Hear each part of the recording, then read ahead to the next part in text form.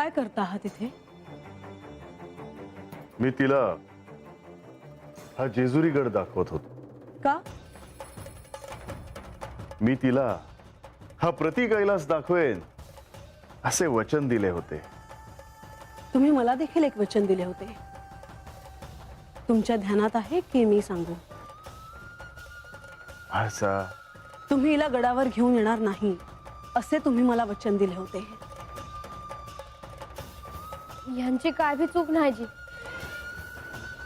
मी ह्यासनी म्हणलं का मला बघायचं आहे म्हणून.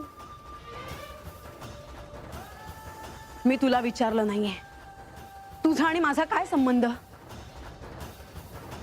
म्हाळसा, मी तुला दिलेल्या शब्दाप्रमाणे तिला राजवाड्यात घेऊन नाही आलोय.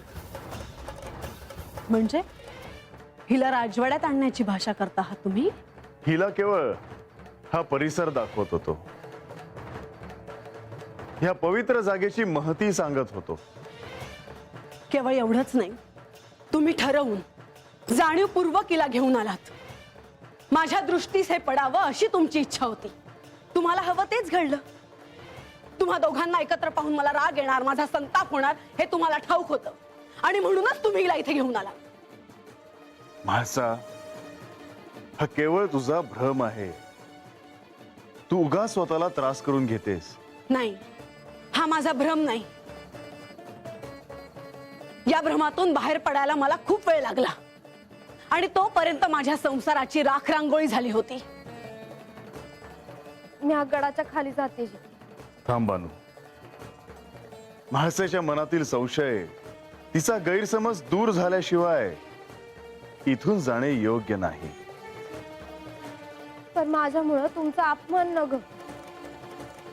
मी ह्या सगळ्यांच्या पलीकडे उभा आहे, तेव्हा चिंता नसावी. याचा अर्थ तुम्ही तिला गडावरून घालवून देणार नाहीत तर? हा प्रश्न बोलून सुटणार नाही का? नाही. जोपर्यंत ही इथे आहे तोपर्यंत माझा राग कमी होणार नाही. आणि जर माझा संयम सुटला तर मी काय करेन मला ठाऊक नाही. मी आज जाते जी. पाया पडते मी तुमच्या. नाही बानू, थांब इथे. माळसाताई, मी ह्या मोर कधी भी हात यायची नाही. तू काय इथे येशील, मीच तुला इथे येऊ देणार नाही. सैनिकांना आणि सेवकांना तशी सूचना करून ठेवेन मी. नाहीतरी आता मला कोणावरच विश्वास राहिला नाही. म्हाळसा, आपल्या तुझ्या संमतीने असे ठरले होते की पंधरवड्यातील 2 दिवस मी बानूकडे जाईन आणि म्हणून मी तिच्याकडे गेलो. मी तिच्याकडे गेलो म्हणून जर तुला राग आला असेल तर तो राग बाजूला ठेव. आणि दुसरी गोष्ट, तुझ्या इच्छेप्रमाणे मी तिला राजवाड्यात घेऊन नाही आलोय. तिची इच्छा कैलास पाहण्याची होती आणि म्हणून केवळ तिला हा प्रति कैलास दाखवण्यासाठी इथे घेऊन आलो आहे.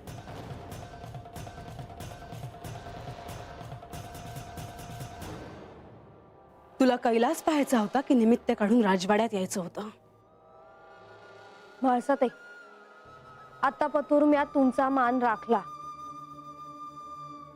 पर तुम्ही माझा आणि माझ्या मोर माझ्या देवाचा अपमान करणार असाल तर म्या भी गप नाही बसणार. काय करणार आहेस तू? तुला यांची सोबत आहे म्हणून तुझी ओळख आहे, नाहीतर माझ्या समोर तुला उभं सुद्धा केलं नसतं मी. पर म्याच काय, तुमची ओळख भी देवांमुळेच आहे. तोंड सांभाळून बोल. तू कोणाशी बोलते आहेस याचं भान आहे का तुला? कोण, कुठली रानातली तू? कसले संस्कार नाही, कसली रीतभात नाही. होय, हाव तर मी रानात राहणारी माणसं. तुमच्या वाणी रीतभात नाही आम्हाला. पर आभाळा एवढं काळीज आहे आमचं.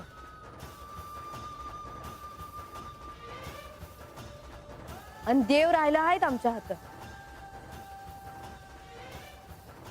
काहीतरी पुण्य असल्या बिगर का देव आमच्याकडे राहत्याल? आणि एक नाही दोन नाही, चांगलं 12 वरीस. बघितलत? तुमचे दाखले देऊन ही माझं तोंड बंद करू पाहते आहे आणि तुम्ही केवळ पाहत राहिलात. तुम्ही दोघी जर शांत राहिलात तर फार बरे होईल. अशाच भांडत राहिलात तर अख्खा गड पाहायला येईल इथे. माझे काही नाही, पण तुमची मात्र शोभा होईल.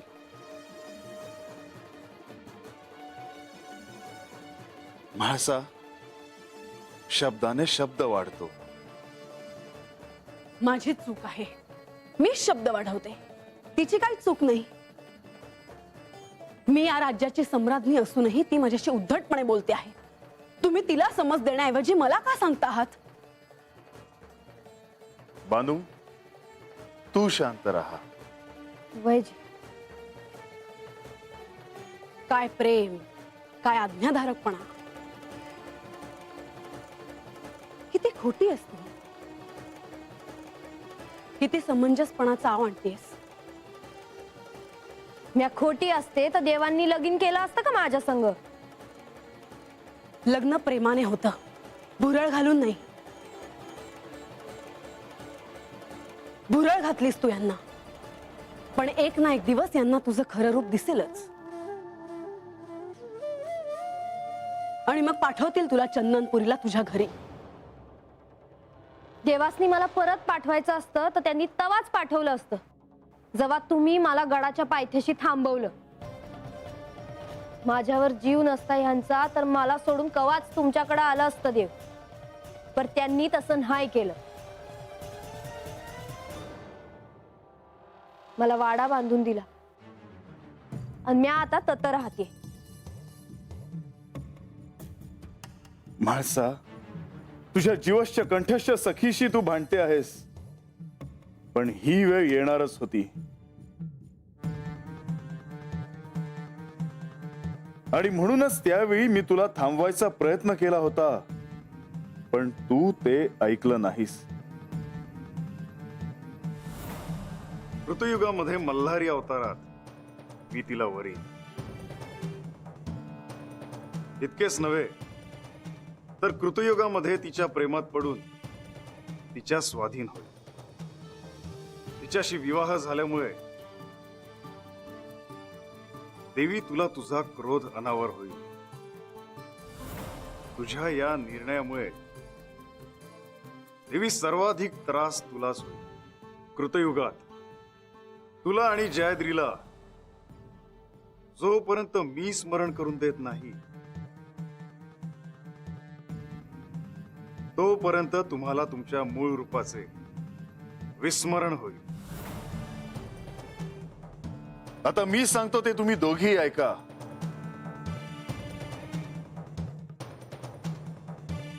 म्हाळसा, तू तुझ्या राजवाड्यात जा. बानू, तू खाली तुझ्या वाड्यात जा.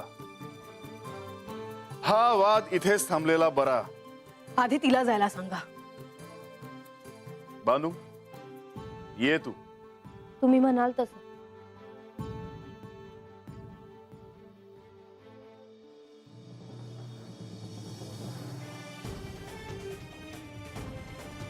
तुम्ही चला माझ्यासोबत. मी एकांतात थांबतोय. तू जा, विश्रांती घे.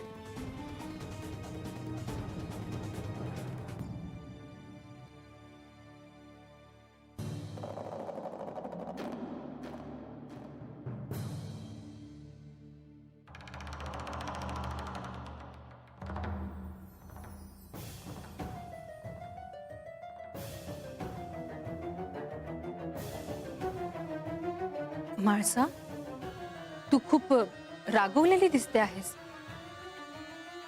काय झालं आहे मला कळेल का? मी पाणी आणते तुझ्यासाठी. हे घे.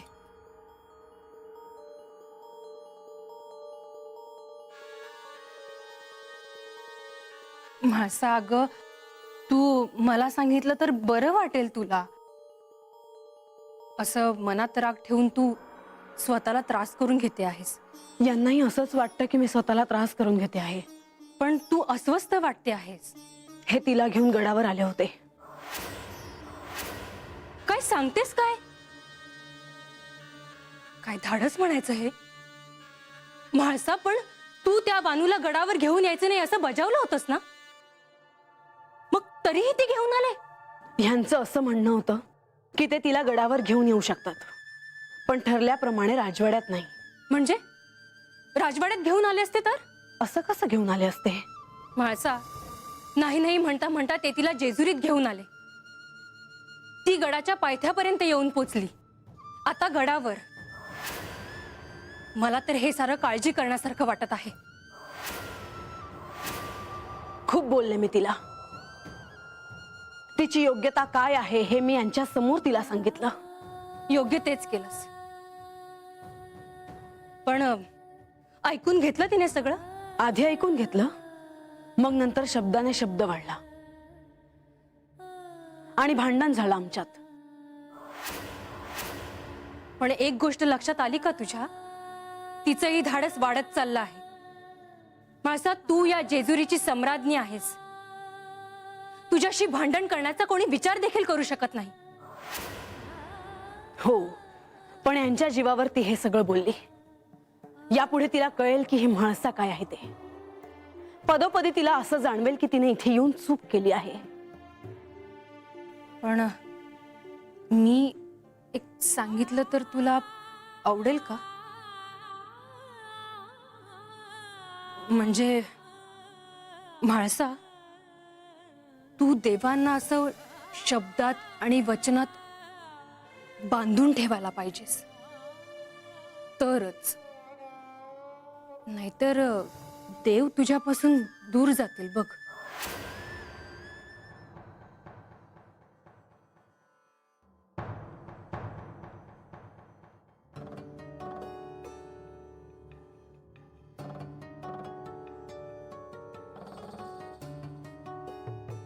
तुला कैलास पाहायचा होता की निमित्त काढून राजवाड्यात यायचं होतं? कोण, कुठली रानातली तू? कसले संस्कार नाही, कसली रीतभात नाही. काय प्रेम, काय आज्ञाधारकपणा. किती खोटी असतो. अशी का दचकलीस? काय नाही. असं कसं एकलीच येऊन बसलीस? मला हाक बी नाही मारलीस. म्हणजे मी या गडावर गेले होते देवांसंग. होय, ठाव आहे मला. काय झालं? आम्ही दोघच होतो. पर म्हाळसा त्यांनी बघितलं आणि त्या मोहर आल्या. काय? तुम्ही दोघं असताना? वय, आणि त्यासनी नाही आवडलं मी गडावर आलेलं. मला वाटलंच होतं तू गडावर जाणार आणि म्हाळसा देवीसनी कळणार नाही असं कसं होईल? म्हणजे माझं भांडण झालं त्यांच्या संग. तू भांडलीस? ते बी म्हाळसा देवींसंग? देव काय बोललं नाही? आज पहिल्यांदा माझ्या तोंडून त्यांच्यासाठी काहीतरी बाहेर पडलं. या ऐकूनच माझ्या काळजात धडधड व्हायला लागली आहे बघ. तू नका घाबरूस. मी काय बी चुकीचं नाही केलं. आज पतूर कधी काय बोलले हाय का म्या? लगीन करून आले तेव्हा गडावर बी येऊ दिलं नाही मला. म्या काय बी नाही बोलले. नवी नवरी होते मी. किती सपान होतं माझ्या डोळ्यात. पर सासरचा उमरा बी ओलांडता नाही आला मला. मला काय वाटलं असेल? लगीन करून आले, देवांसंग वाट बघत होते दिस रात गडाच्या पायथ्याशी. माझ्या संग देवांचा बी अपमान झाला. त्यांची मी दिस रात पूजा केली. त्यांना माझ्यामुळं काय काय सोसावं लागलं. वय बानू, पर त्यांनी तुला वाडा बांधून दिला ना? वय, देवांनी घर दिलं, पर म्हाळसाताईंनी देवासनी हात येऊ दिलं का? पर ते बी समजून घेतलं म्या. पंधरवड्यातनं 2 दिवसच देवांनी हात यायचं असा नियम केला म्हाळसाताईंनी. किती सपान बघितलं होतं म्या. का लगीन झाल्यावर मला देवांसंग येळ मिळेल, त्यांची सेवा करता येईल, 4 चांगल्या गोष्टी शिकता येतील. पर ते बी सोडून दिलं म्या. माझ्या बाचा एवढा अपमान झाला तरी गप्प बसले म्या. पर आज माझा तोल सुटला. ती सुखात होते म्या. देवांचा हात हातात घेऊन असं चालत जात असताना असं वाटत होतं का ही येळ थांबावी आणि मी अशीच सुखात राहावी.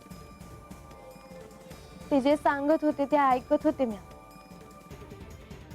देवांच्या तोंडून पडलेला एक एक सबूत मी जीवाचा कान करून ऐकत होते.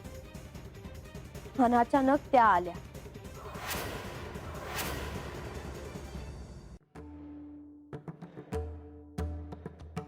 तुला कैलास पाहायचा होता की निमित्त काढून राजवाड्यात यायचं होतं? म्हाळसाताई, आता पतूर म्या तुमचा मान राखला, पर तुम्ही माझा आणि माझ्या मोर माझ्या देवाचा अपमान करणार असाल तर म्या भी गप नाही बसणार. काय करणार आहेस तू? तुला यांची सोबत आहे म्हणून तुझी ओळख आहे. तुमची ओळख बी देवांमुळेच आहे. कधी ना कधी तरी बानूचा तोल जाणारच होता. म्हाळसा आणि बानू अशा प्रकारे समोरासमोर आल्यावर एकमेकींशी कशा वागतील ह्याचा मी विचारच केला नव्हता. म्हाळसाच्या मनात बानूबद्दल केवळ रागच नाही तर तिरस्कारही आहे.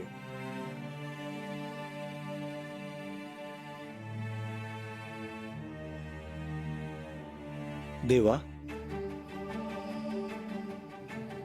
देवा, गडावर काय घडलं आहे याची मला कल्पना आहे,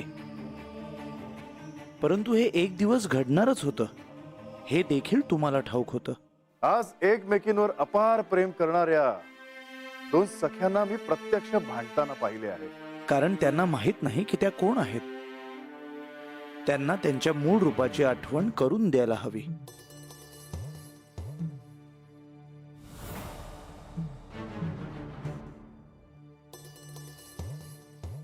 ब्रह्मदेव यावे. हे मार्तंड भैरवा, या शिवलीलेत काय घडणार आहे यामध्ये मी हस्तक्षेप करणार नाही, परंतु सारी सृष्टी ज्या क्षणाची वाट पाहत आहे तो क्षण आता समीप आला आहे असं मला वाटतं. म्हणजे तुम्हाला देखील असे वाटते की म्हाळसा आणि बानू या दोघींनाही मी साऱ्याचे स्मरण करून द्यावे? होय महादेवा, मार्तंड भैरवाच्या तुमच्या अवताराचे प्रयोजन केवळ मणिमल्लाचा वध करणे इतकेच नाही, तर सर्वदूर शांतता प्रस्थापित करून सृष्टीचे कल्याण करणे हे तुम्ही केलेतच. तर म्हाळसा देवी आणि बाणाई या दोघींना त्यांच्या मूळ रूपाचे स्मरण करून देणे हेही होते. मला देखील असंच वाटतं आहे देवा. घडलेला प्रसंग असंच सूचित करतो आहे की आपण त्यांना साऱ्याची आठवण करून द्यायला हवी.